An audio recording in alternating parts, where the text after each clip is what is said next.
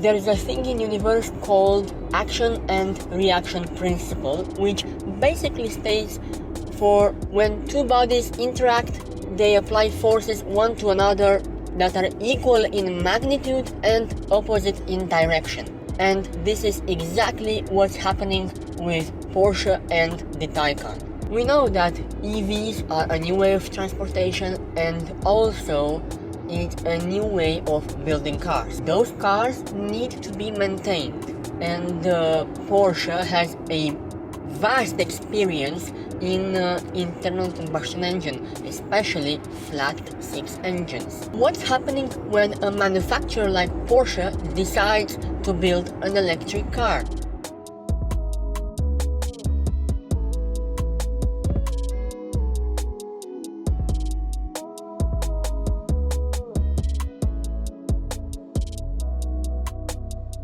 They've come up with this incredible thing, which is extremely well engineered and well built, called the Porsche Taycan. But after 2 or 3 years, they start to interact with the dealerships in the way of maintenance. And what happens when you take your Taycan to the Porsche dealership?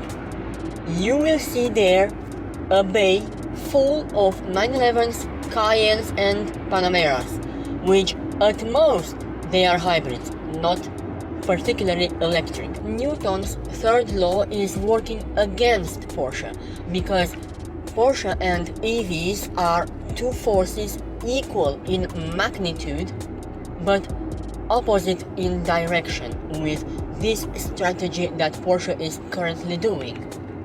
Don't hate me for that, but look at what Tesla is doing in their dealerships.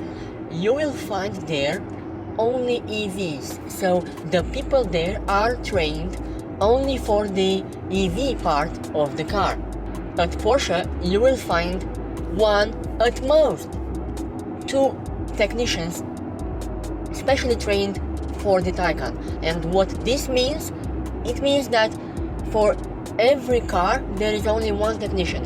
And in the existence of the Taycan, there are 100,000 of cars sold until now. So is Porsche having 100,000 technicians specially trained for the car? I will think not. But you don't need 100,000 people, but you need at least 5 specially trained technicians in every dealership in order for the cars to be staying as little as possible in the dealership, especially in the warranty period.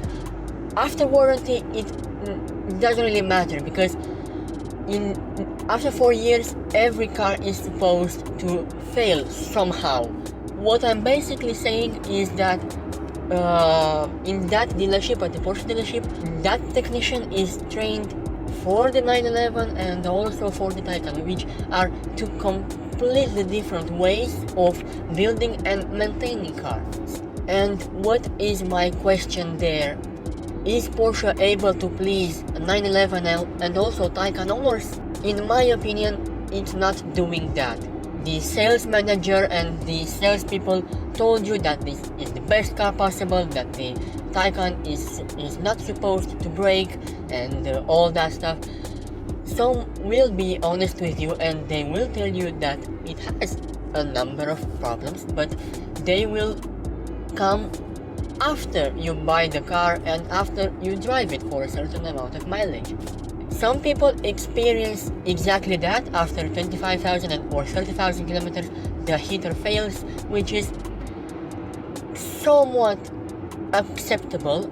I won't say that is fine, but it's somewhat acceptable. But why am I telling you my opinion on that? Because I think, so this is my point of view, this is my honest opinion, and I don't care what everyone says, but Porsche should delegate some actions, like the heater replacement, which is a very easy job to do. You just need an OBD reader with just that action in mind. So to reset the heater software when you replace the heater. And every workshop could do that. Let's say I have my workshop, which is true, and I want to pay Porsche to train me in order to replace heaters, or I don't know, some 800 volt architecture component. It's not that hard. You just have to detension the 48 volt system, and then you simply reset with the PWIS software what have you particularly done. Why are not doing that? I don't know. Simply for branding purposes, or they just want to collect the money from that manufacturer, because you know that dealerships are not hand in hand with manufacturers. At this moment, you are able to find some parts online as the heater or other 800 volt elements, but the software for every single part is very hard to overcome. At the moment, you will not be able to find softwares that are able to hack the Porsche PCM software and the Porsche 800 volt, whatever they're doing. Another reason that Porsche is not able to find the technicians, because it's not that easy to find people with an engineering degree capable of doing exactly that. You might be wondering, oh, but you told me earlier that it's very easy, you just need the software and all that. Yes, but you also need a special kind of training, and you're not able to put every single mechanic to work on an electric car, because if you skip a step, you might break yourself, you might electrocute yourself, or you might break the part. In both situations, it's not going to be alright. What do you think of what I just said? Am I right with some things? Am I wrong with other things?